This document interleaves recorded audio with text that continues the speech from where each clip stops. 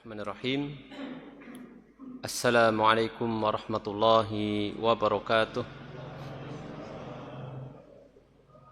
Innal hamdalillah nahmaduhu wa nasta'inuhu wa nastaghfiruh wa na'udzu billahi min shururi anfusina wa min sayyiati a'malina man yahdihillahu fala mudilla lahu wa man yudlil fala hadiyalah wa asyhadu an la ilaha illallah wahdahu la syarika lah wa asyhadu anna Muhammadan abduhu wa rasuluhu wa sallallahu ala nabiyyina Muhammadin wa ala alihi wa ashabihi wa man tabi'ahum bi ihsanin ila yaumiddin.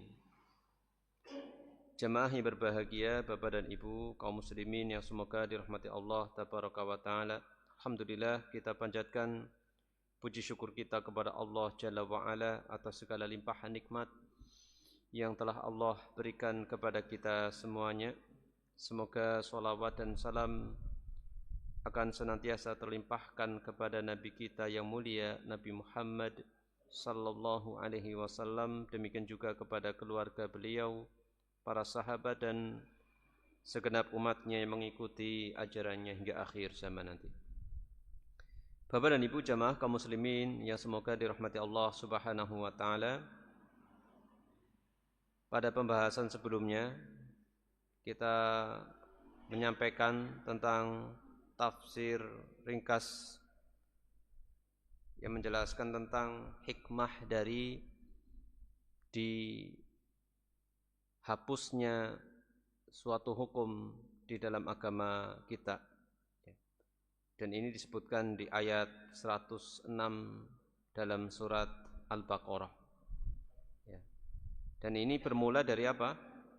Bermula dari cibiran kaum kafir, kaum musyrikin. Mereka mengatakan Nabi Muhammad kemarin bilang begini, besoknya bilang begini. Hari ini melarang ini, besoknya memerintahkan ini, dan seterusnya. Maka Allah turunkan untuk menyangga mereka. Ya. Kemudian di ayat yang akan kita baca ini adalah lanjutan dari rangkaian-rangkaian bagaimana Rasulullah SAW itu menghadapi mereka. Ya.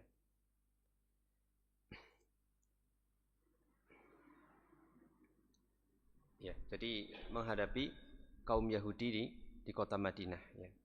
Ya. Kita baca Bapak Ibu dari ayat 109 sampai 113 ya. Kita baca dari ayat 109 sampai ayat 113 ya. Bisa dilihat di slide ya ayatnya insyaallah.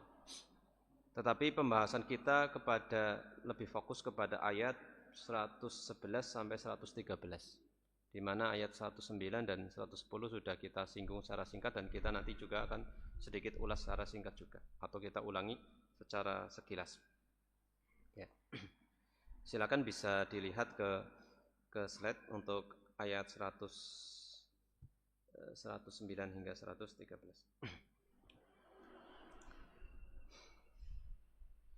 A'udzu billahi minasy syaithanir rajim.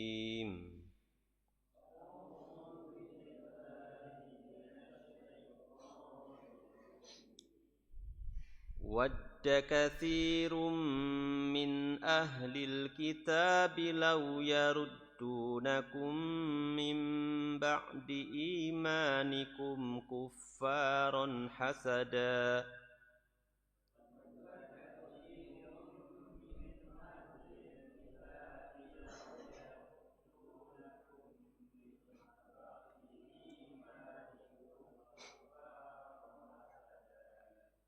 حَسَدًا مِّنْ عِندِ أَنفُسِهِم مِّن بَعْدِ مَا تَبَيَّنَ لَهُمُ الْحَقُّ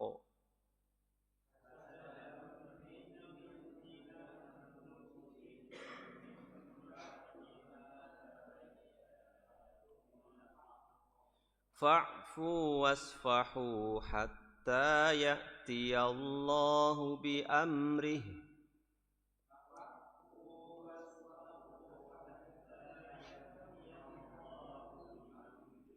Innallaha ala kulli syai'in qadir.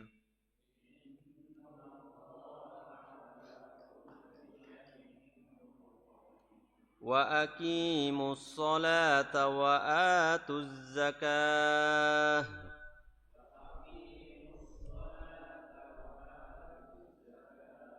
Wa ma tuqaddimu li anfusikum min khairin tajiduhu indallah.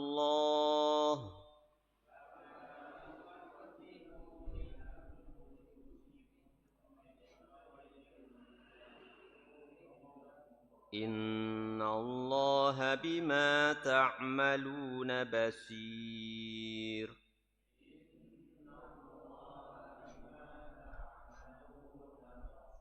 وقالوا لن يدخل الجنة إلا من كان هودا أو نصارى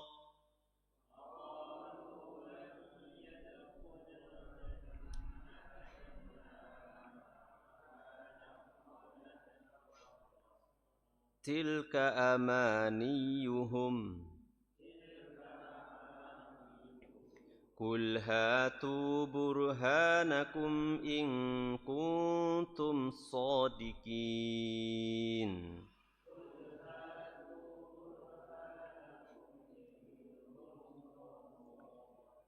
بلى من أسلم وجهه لله وهو محسن فله أجره عند ربه ولا خوف عليهم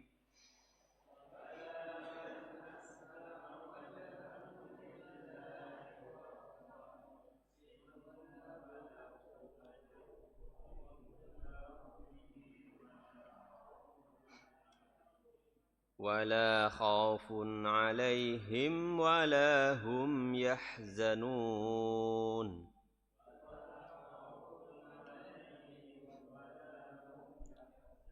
وقالت اليهود ليست النصارى على شيء وقالت النصارى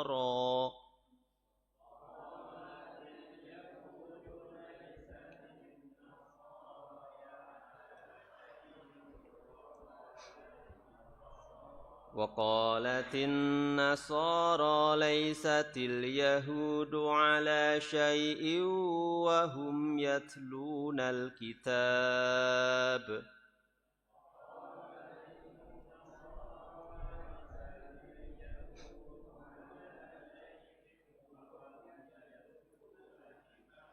كذلك قال الذين لا يعلمون مثل قولهم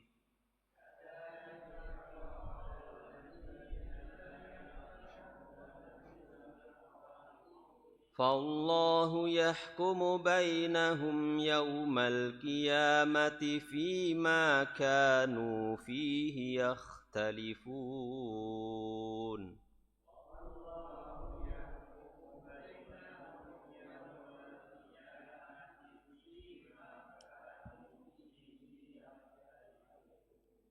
Masya Allah. Ya. Bapak dan Ibu jamaah yang berbahagia kaum muslimin yang semoga dirahmati Allah Subhanahu wa taala. Allah Subhanahu wa taala berfirman di ayat 109 yang artinya atau penjelasannya adalah di ayat 109 bahwasanya banyak ahli kitab ingin kaum muslimin kembali kafir dan itu disebabkan hasad mereka kepada kaum muslimin.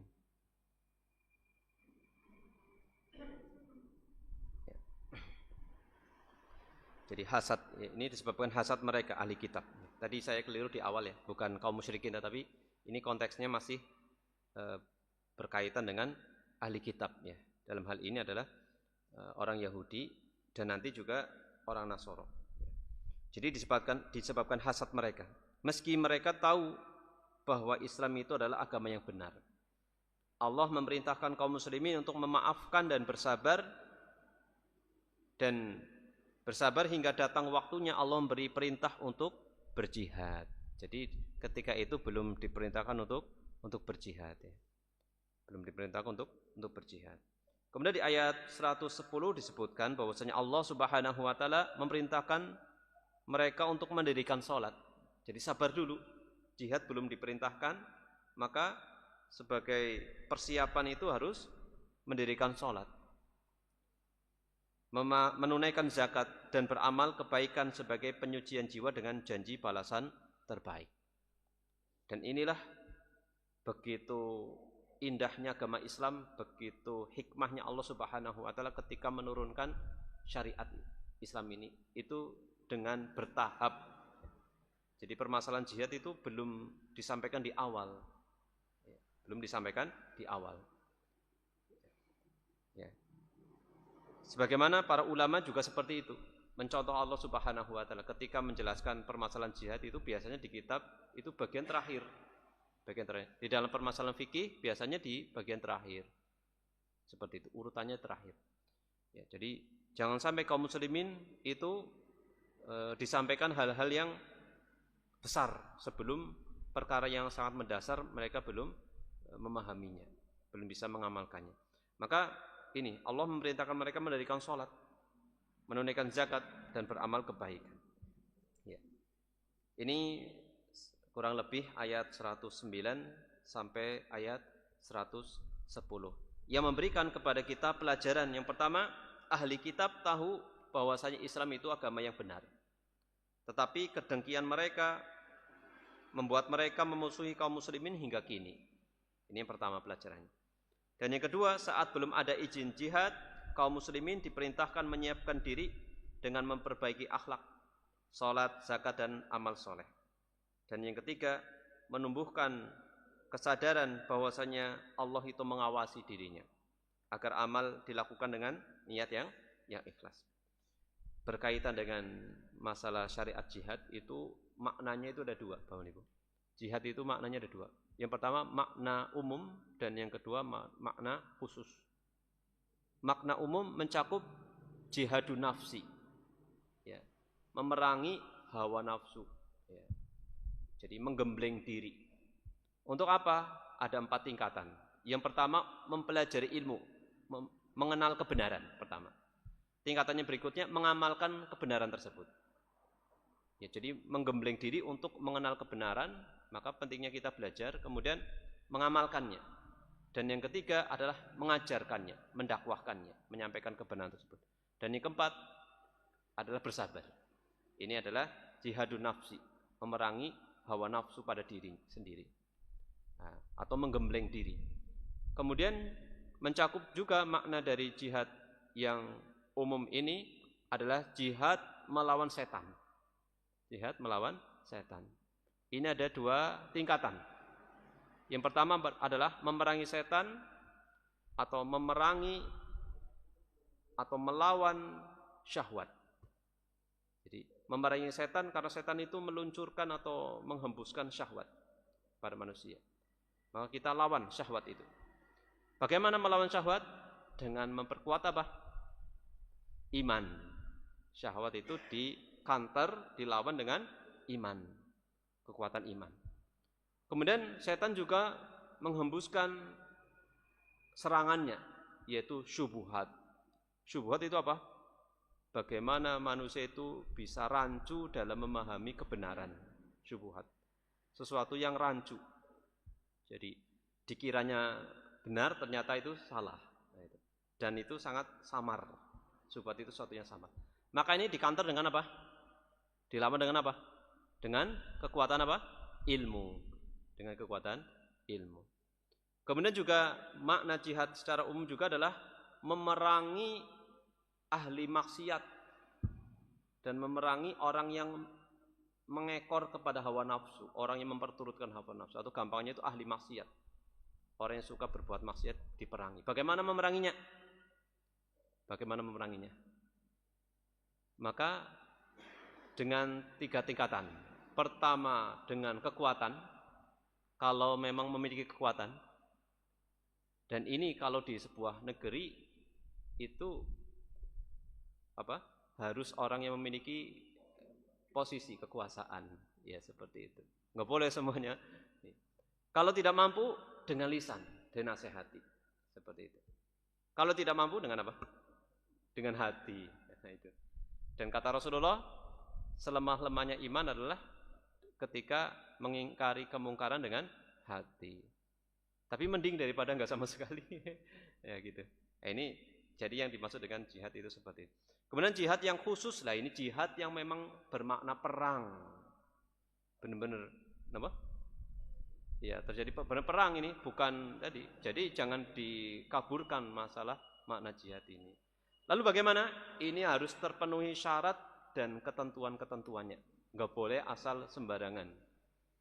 Ada dua sisi. Yang pertama, syarat atau ketentuan dari pihak kaum muslimin. Nah, apa? Dia harus ikhlas. Kemudian yang kedua, yang berikutnya, memiliki kemampuan, bukan modal nekat. Kemampuan di sini kemampuan yang sifatnya syar'i. Tidak boleh dengan cara peledakan-peledakan yang tanpa arahan. Jadi jelas memang itu lawannya memang jelas-jelas itu kafir yang memang harus ini ya dalam peperangan, kancah peperangan, bukan asal seperti itu. Ini bukan meledakkan diri, bom bunuh diri dan seterusnya. Karena tujuannya ketika jihad itu ya memecah pasukan kaum muslimin, memporak-porandakan. Kalau kali malah ya hancur diri sendiri. Kemudian itu ya. Kemudian juga harus dengan panji perang yang jelas. Ada identitas yang jelas. Enggak boleh sesuatu yang tidak dikenal, tidak tahu ini siapa pemimpinnya dan seterusnya. Dan harus dari komando pemimpin yang sah di sebuah negeri dengan izin tersebut. Bahkan Rasulullah SAW suatu ketika ada seorang pemuda yang minta izin untuk ikut perang, maka dia ditanya, kamu punya bapak ibu apa tidak?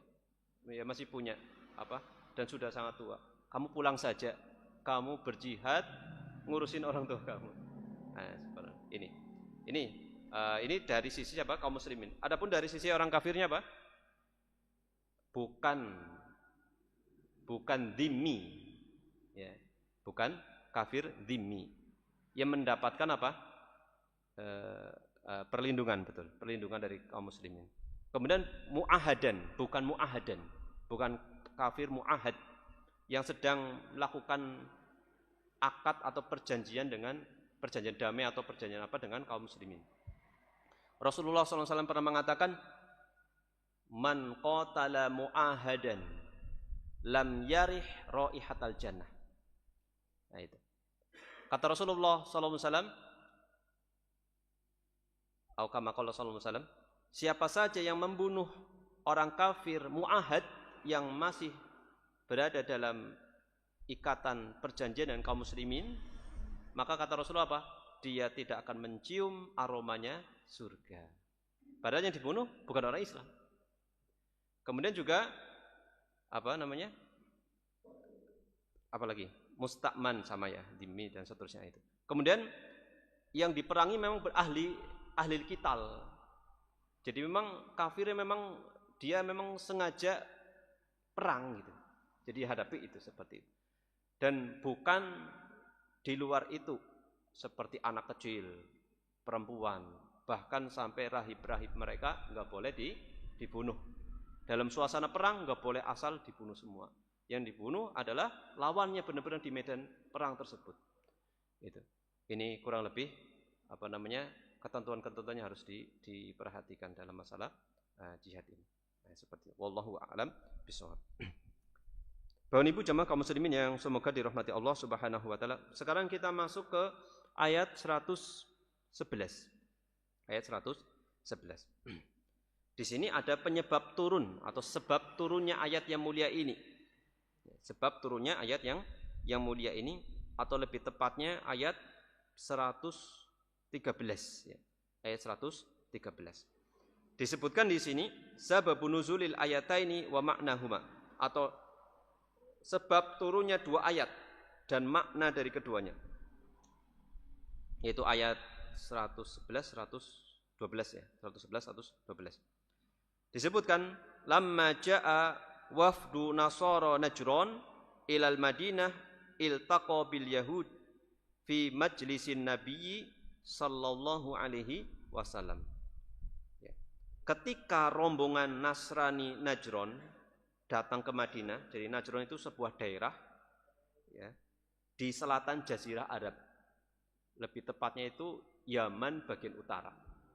Yaman bagian utara. Ya. Jadi tujuan mereka datang kepada Nabi ini untuk berdialog dengan Nabi Shallallahu Alaihi Wasallam. Ya, jadi orang-orang Nasrani dari ini. Dan ini dari berbagai perwakilan ya. Ada yang ibaratnya rakyat biasa, ada yang tokohnya gitu ya. Ada yang dari ahli agamanya, ada ahli sosialnya, ada uskupnya dan seterusnya. Jadi perwakilan itu ada dari ini. Jumlahnya itu ketika itu ada 60 orang. Dari Najran ada 60 orang. Dan ini terjadi pada tahun 9 Hijriah. Dan tahun ini disebut dengan Amul Wufud. Amul Wufud, yaitu apa? Tahun delegasi. Tahun delegasi. Jadi berdatangan banyak delegasi, utusan-utusan. Sebenarnya ini kali yang kedua orang Najran itu datang kepada Nabi sallallahu alaihi wasallam. Yang pertama terjadi pada tahun 10 kenabian. Jadi sebelum Rasulullah hijrah, ya. Sebelum Rasulullah hijrah. Tahun ke-10 Hijriah itu bahkan adalah tahun bagaimana Rasulullah sallallahu alaihi wasallam itu mengalami kesedihan yang sangat. Di tahun itu juga paman beliau wafat, istri beliau juga wafat. Tetapi ada 20 orang Najran datang ketika itu. Datang. Kenapa mereka datang? Dan mereka agamanya Nasrani. Datang karena apa? Melihat kaum muslimin itu hijrah ke Habasyah. Sedangkan Habasyah itu mayoritas penduduknya apa? Nasrani. Hanya mereka penasaran dan datang kepada Nabi sallallahu alaihi wasallam dan dibawakan ayat-ayat Al-Qur'an kepada mereka. Akhirnya mereka masuk Islam. Ini namanya utusan Najran yang pertama. Sedangkan yang ini bisa jadi yang kedua ya. Jadi beda sebelum Hijriah dan setelah Hijriah. Yang pertama pada tahun 10 kenabian, bukan Hijriah, tahun 10 kenabian. Pasca Rasulullah diangkat menjadi seorang nabi. Ya. Bapak Ibu jamaah kaum muslimin yang semoga dirahmati Allah Subhanahu wa taala. Kemudian ketika mereka datang kepada Nabi di Madinah, mereka bertemu dengan orang-orang Yahudi dan orang Yahudi juga bersama Rasulullah sallallahu alaihi wasallam. Lagi di ibadah forum bersama Rasulullah sallallahu alaihi wasallam. Wali adaihi asabik tamarau fadda'atil yahud anal jannata la yadkhuluha illa man kana yahudiyan. Nah, ini akhirnya terjadi apa? Perdebatan sengit di antara mereka. Dan itu di depan Rasulullah sallallahu alaihi wasallam. Karena permusuhan lama di antara mereka. Wow, ketemu ini musuh lama ini. Kenapa musuh lama? Ini pernah saya singgung. Kenapa? Orang Nasrani itu musuh lamanya orang Yahudi atau orang Yahudi musuh lamanya orang Nasrani. Kenapa? Saya pernah singgung. Ya. Karena ketika itu mereka meyakini musuhnya orang Nasoro ya Yahudi. Kenapa? Yang membunuh Nabi Isa siapa? Orang Yahudi. Maka mengapa orang Yahudi itu pada pergi kemana saja mencari perlindungan dan seterusnya itu karena itu melarikan diri barangnya. Ya. Kita kembali ke sini. Terjadilah perdebatan sengit.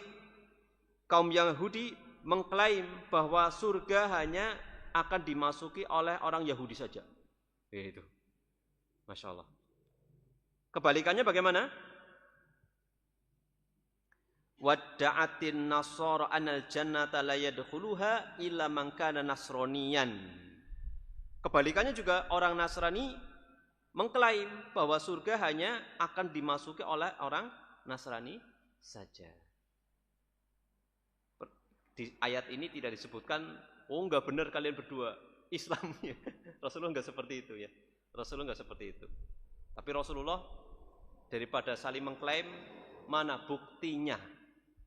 Buktinya orang Yahudi itu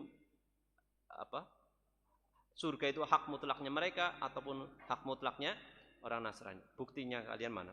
Maka tadi di ayat tadi sebutkan apa? Kul hatu burhanakum in kuntum shadiqin.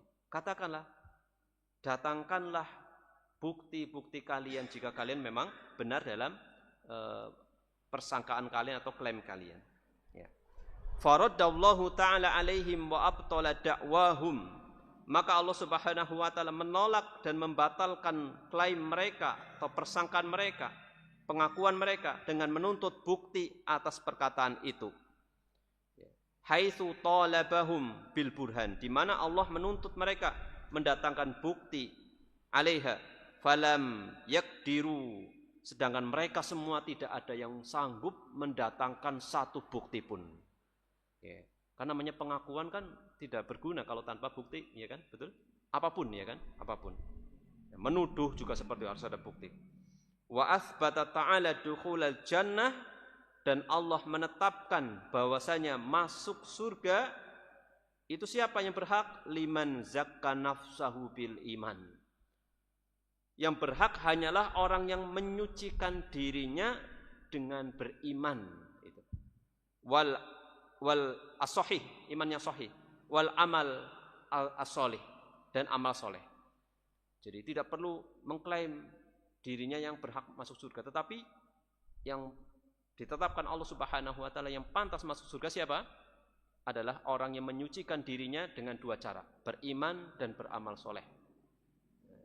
Ya, selain itu tidak bisa seperti itu. Maka sebagaimana judul, siapakah yang berhak masuk ke dalam surga? Yaitu tadi siapa? Jawabannya di sini. Orang yang menyucikan dirinya dengan iman dan amal soleh. Bapak Ibu jamaah kaum muslimin yang semoga dirahmati Allah Subhanahu wa taala. Ini diantara sebab turunnya ayat ini ya. Faqala, lalu Allah Subhanahu wa taala berfirman, bala man aslama wajhahu lillah wa huwa muhsin. Ya, wa huwa muhsin. Ya, kita baca dulu arti dari ayat 111 nih. Orang-orang Yahudi berkata sekali-kali tidak akan masuk surga kecuali orang yang beragama Yahudi. Dan orang-orang Nasrani berkata sekali-kali tidak akan masuk surga kecuali orang yang beragama Nasrani. Itu hanyalah angan-angan kosong mereka. Katakanlah wahai Muhammad, tunjukkanlah bukti kebenaranmu jika kalian benar. Di ayat 112 Allah berfirman, tidaklah demikian, sesungguhnya siapa saja yang menyerahkan dirinya. Lah ini penetapan dari Allah bahwasanya yang masuk surga ya ini adalah orang yang menyerahkan dirinya kepada Allah, tunduk patuh, dan dia berbuat baik, yaitu beramal soleh. Maka baginya pahala di sisi Tuhannya, tidak ada rasa takut yang menimpa mereka, dan mereka tidak akan bersedih hati. Seperti itu. Nah, ternyata di ayat 113-nya nanti disebutkan masih berlanjut itu perdebatan mereka ya. Lanjut. Sudah kayak gitu kan masih ternyata masih ngotot-ngototan. Ya. Maka Allah berfirman, bala man aslama wajhahu lillahi wa huwa muhsin. Tidaklah demikian, sesungguhnya siapa saja yang menyerahkan dirinya kepada Allah, tunduk patuh dan dia berbuat baik. Ya, ini yang masuk surga. Yuridu qalbahu wa jawarihahu. Maksudnya apa? Siapa yang menyerahkan dirinya atau hati dan anggota tubuhnya. Jadi menyerahkan dirinya kepada Allah maksudnya hati dan tubuhnya, hati dan anggota badannya. Ya, berserah diri kepada Allah. Beriman mentauhidkannya, wa wahada, fa amana wa wahada. Lalu dia beriman dan mentauhidkan Allah, wa amila solihan, dan dia beramal soleh. Fa ahsana, lalu dia berbuat baik. Dan inilah tujuan Allah Subhanahu wa taala menciptakan kehidupan dan kematian apa? Untuk menguji manusia, siapa di antara mereka yang paling baik amalannya. Alladzi khalaqal mauta wal hayata liyabluwakum ayyukum ahsanu amala. Itu. Jadi yang paling baik amalannya, bukan paling banyak, tetapi yang paling utama adalah bagaimana amalan itu paling baik. Syukur-syukur banyak dan itu baik. Maka Imam Fudail bin Iyad pernah ditanya, bagaimana sih kategori amalan itu disebut amal yang baik? Bagaimana? Sudah disebutkan di ayat ini sebenarnya. Yaitu apa? Akhlasuhu wa aswabuhu, yaitu yang paling ikhlas dan paling benar. Kalau merujuk kepada ayat ini, man aslama wajhahu wa huwa muhsin, ya kan? Berserah diri kepada Allah kan beriman, ya kan? Ikhlas seperti itu. Kemudian muhsin, beramal soleh. Beramal soleh sesuai dengan apa yang diperintahkan Allah dan dicontohkan oleh Rasulullah Shallallahu Alaihi Wasallam. Ya, ini. Kemudian kita lanjutkan. Fahadzal ladzi yadkhulul jannah, maka orangnya seperti inilah yang nanti berhak masuk ke dalam surga. Wahya ajruhu, dan surga itu adalah pahala baginya. Tadi kan disebutkan diberikan pahala. Nah, ini pahala berupa surga. Ala imanihi, ini ganjaran atas iman mereka, wa solihi a'malihi, dan amal soleh mereka. Fala huwa yakhafu wa la yahzan, dan orang yang seperti ini tidak merasakan khawatir dan tidak merasakan kesedihan. Hada maknal ayatainil ula. Ini makna dari dua ayat yang pertama, yaitu ayat 111 sampai 112. Adapun ayat yang ke-113 disebutkan di sini disebutkan faqad sajjalat kufra kullin minal yahudi wan nasara. Adapun ayat 113 Allah Subhanahu wa taala telah menetapkan kufurnya orang-orang Yahudi dan orang-orang Nasrani. Bi syahadatihim ala ba'dihim ba'dha. Yaitu apa? Melalui kesaksian mereka terhadap sesama mereka. Jadi mereka itu sebenarnya menyaksikan kekufuran antar mereka gitu. Jadi tanpa dihukumi kalian yang ini, tidak, oleh Rasulullah tidak dihukumi, tapi mereka sendiri yang ini saling mempersaksikan atas kekufuran mereka. Sampai sini bisa dipahami ya, insyaallah ya. Faqad kafarul yahud wan nasara biqaulihim. Dan orang Yahudi dan Nasara telah kafir dengan ucapan mereka sendiri. Innahum laisu ala syai. Mereka itu tidak berada di atas apapun ya. Mengatakan mereka tidak berada di atas sesuatu pun dari agama yang benar. Kan orang Nasara mengatakan orang Yahudi tidak berada di atas yang benar. Orang Yahudi juga kepada Nasara seperti itu kebalikannya. Jadi mereka saling menyaksikan atas kekufuran mereka. Makna tidak berada di atas agama yang benar berarti agama kekufuran gitu. Ya. Kita lanjutkan di bawah ini. Innahum laisu ala syai' minad din al-haq alladhi yu'tad bihi wa yu'bihi lah. Ya. Jadi mereka tidak berada di atas agama yang benar dan tidak memiliki nilai yang patut diperhitungkan. Tidak ala syai' berarti tidak sesuatu yang tidak dihitung sama sekali. Gitu. Sebaliknya bagaimana? Sebaliknya, wa kafaron nasara al-yahud biqaulihim. Orang Nasara mengkafirkan orang Yahudi. Dan ucapannya laisatil yahud ala syai'in. Orang Yahudi tidak berada di atas agama apapun, agama yang benar, ajaran yang benar. Ma'anahum yaqra'una Taurah wal Injil. Padahal orang Yahudi itu adalah atau mereka itu membaca Taurat dan Injil. Ya. Tapi masih dianggap tidak berada di atas agama yang benar. Padahal mereka membaca Taurat dan Injil. Permasalahannya apa, Ibu? Karena Taurat dan Injilnya saja sudah mereka rubah. Ya. Falidza kana takfiruhum li ba'din haqqan wasidqan. Oleh karenanya saling mengkufurkannya, saling mengkafirkannya, saling menghukumi kafir sesama mereka itu memang benar dan memang itu bentuk dari kejujuran mereka. Ya, jadi mereka saling ini ya. Dan Rasulullah di ayat ini tidak memperlakukan mereka seperti mereka yang melakukan sesama mereka. Subhanallah. Daripada ribut, intinya adalah siapa yang menyucikan dirinya dengan iman dan amal saleh sudah itu yang masuk surga. Kayak gitu. Kata Rasulullah disebutkan di sini. Berdasarkan perintah Allah Subhanahu wa taala. Kemudian kita lanjutkan sedikit. Summa akhbara ta'ala anna ma waqa'a fihi al-yahudu wa nasara. Kemudian Allah mengabarkan bahwasanya apa yang terjadi antara orang Yahudi dan Nasara wahum ahlu kitab minal kufri, padahal mereka adalah ahli kitab dan terjadi kekufuran di tengah-tengah mereka, wadolal, dan kesesatan di tengah mereka. Qad waqa'a fihi umamun qablahum. Itu sudah terjadi pada umat-umat sebelum mereka. Ini sudah terjadi pada umat-umat sebelum mereka, dan yang dihadapi Rasulullah ya di Madinah itu. Tapi sudah terjadi jauh-jauh hari di era-era sebelum-sebelumnya.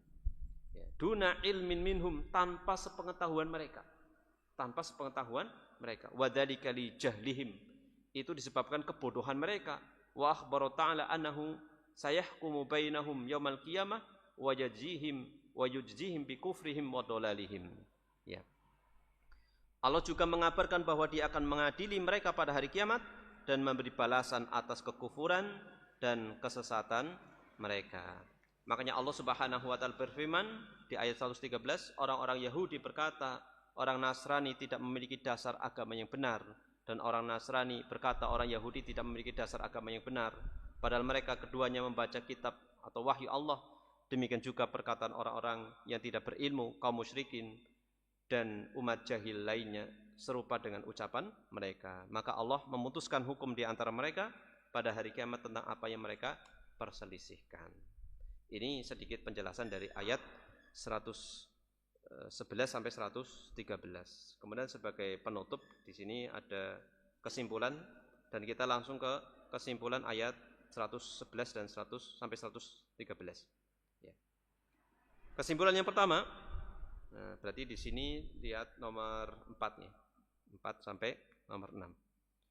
Disebutkan yang pertama ibtalu ta'thiri nasab fi sa'adah wasyaqa wa taqriru anna sa'adata bidukhulil jannah maradduha ila tazkiyatin nafsi bil iman wal amali shalih wa in syaqawah bidukhulin nar maradduha ila syirki wartikabid dzunub fala nisbata ila yahudiyyah au nasraniyah au ghairihima tughni an sahibiha wa innamal mughni ba'da fadlillahi wa rahmatihil iman wal amal as-shalih ba'da takhali anisyirki wal ma'asi. Yang artinya Bapak Ibu, batalnya anggapan bahwa nasab atau label agama tertentu otomatis menentukan surga atau neraka. Jadi bukan sekedar label, kalau ini nanti masuk surga, keturunan ini masuk surga, tidak demikian. Tetapi kebahagiaan atau masuk surga ditentukan oleh apa? Iman dan amal soleh. Iman yang benar dan amal soleh. Sedangkan kesengsaraan masuk ke dalam neraka disebabkan oleh syirik dan perbuatan maksiat. Rasulullah pernah bersabda dalam sebuah hadis, "Waman bata'a bihi amaluhu lam yusri' bihi nasabuhu." Siapa yang lamban dalam beramal, ya garis keturunannya tidak menyebabkan dia itu bisa mendapatkan segera kebaikan gitu. Seperti itu. Tidak bisa menolong dirinya seperti itu. Ya, jadi bukan ditentukan oleh garis keturunan atau nasab dan seterusnya. Kalau seperti itu nanti Abu Lahab, Abu Jahal yang masih keluarganya Nabi Muhammad SAW, mereka mendapatkan keselamatan seperti itu. Nah, kemudian yang berikutnya, kesimpulan yang berikutnya, kufrul Yahudi wan Nasara wa huwa syarru kufrin li'annahu kana ala ilmin. Ya. Kesimpulan yang berikutnya, kufurnya orang Yahudi dan Nasrani karena mereka mengetahui kebenaran namun tetap ingkar, sehingga kekufuran mereka lebih berat karena mereka mengetahui kebenaran tersebut. Ini yang kedua ya. Dan yang ketiga, kesimpulan yang terakhir, al-Islamu sahihul qaim ala ususihi ats-tsalatsah al-iman wal Islam wal ihsan huwa sabilun najati minan nar wal fauzi bil jannah. Islam yang benar itu tegak di atas 3 pilar. Masya Allah, pas sekali ya. Pertama iman, Islam, ihsan. Ini 3 pilar ini adalah satu-satunya jalan keselamatan dari neraka dan satu-satunya jalan menuju surga. Maka ini terhimpun dalam ayat bala man aslama wajhahu lillahi wa huwa muhsin. Ini seperti itu. Wallahu a'lam bishawab.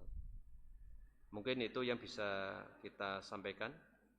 Jadi sebutkan tadi ya, insyaallah. Ya mudah-mudahan bermanfaat apa yang disampaikan ini. Ya, ini sedikit penjelasan ayat 109 sampai 113. Insyaallah pada kesempatan berikutnya kita lanjut di ayat selanjutnya insyaallah taala insyaallah. Ya.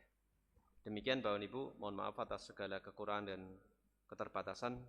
Mudah-mudahan bermanfaat, menambahkan keimanan kepada kita dan bisa bermanfaat hingga kita bisa beramal soleh. sebagai bekal kita menghadap Allah tabaraka wa ta'ala. Demikian kita tutup pengajian pada kesempatan malam hari ini dengan membaca doa kafaratul majelis. Subhanakallahumma bihamdik asyhadu an la ilaha illa anta astaghfiruka wa atubu ilaik. Wa sallallahu ala Muhammadin wa ala alihi wa sahbihi wa baraka wa salam. Akhirul kalam alhamdulillahirabbil alamin. Wassalamualaikum warahmatullahi wabarakatuh.